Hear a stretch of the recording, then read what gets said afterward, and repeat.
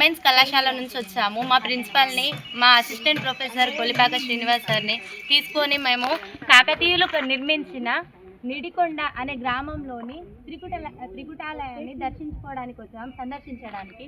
మేము ఇక్కడ గమనించింది ఏంటంటే, ఇప్పటి వరకు చూసిన త్రికుటాలయాల్లో కంప్లీట్గా శిథిలావస్థలో ఉన్న ఆలయం ఇది.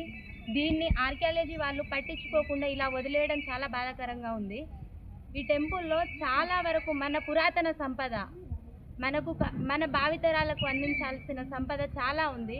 దీన్ని ఇలా వదిలేయడం చాలా చాలా అంటే చాలా బాధాకరంగా ఉంది. సంరక్షించుకోవడం మన అందరి బాధ్యత.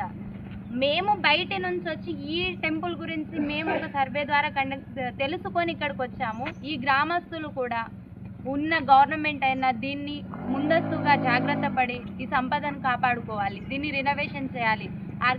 ఆర్కియాలజీ వాళ్ళు, మన గవర్నమెంట్ వాళ్ళు, ఈ గ్రామస్తులు ప్రతి ఒక్కరు ముందుండి ఈ ఆలయాన్ని, మన సంపదని మనం కాపాడుకోవాలి. గ్రామంలో అడుగడుగున మనకు సంబంధించిన ఆనవాళ్ళు ఉన్నాయి. మన చరిత్రకు సంబంధించిన ఆనవాళ్ళు అడుగడుగునా ఉన్నాయి మనకు. ఇలా ఏ గ్రామంలోనూ లేదు. ఇప్పుడు మనం దీన్ని ముప్పారం గ్రామంతో పోల్చితే ఆ గ్రామంలో ఒక ప్రవీణ్ అనే ఒక వ్యక్తి ద్వారా ఆ గుడి పునర్నిర్మాణం జరిగింది. తిరిగి అది చరిత్రకారులు నిర్మించిన గుడి. ఇది మన సంపదని మనం కాపాడుకోవాలని వాళ్ళు ముందుండి ఆ గుడిని కాపాడుకున్నారు. అలానే ప్రతి ఒక్కరు ఈ గుడిని కాపాడుకోవాలి. జైనమ్మ ద్వీపం అది ఒకటి కొత్తగా అనిపించింది. ఒకటి బాధ అనిపించింది ఏంటంటే, శాసనాలు ఉన్న రాయిని మెట్లలాగా వేసేసారు. అది చాలా బాధ అనిపించింది అందరికీ. అదే ఇప్పుడు మేము వచ్చిన ప్రతి ఒక్కరం అదే డిస్కస్ చేస్తాం.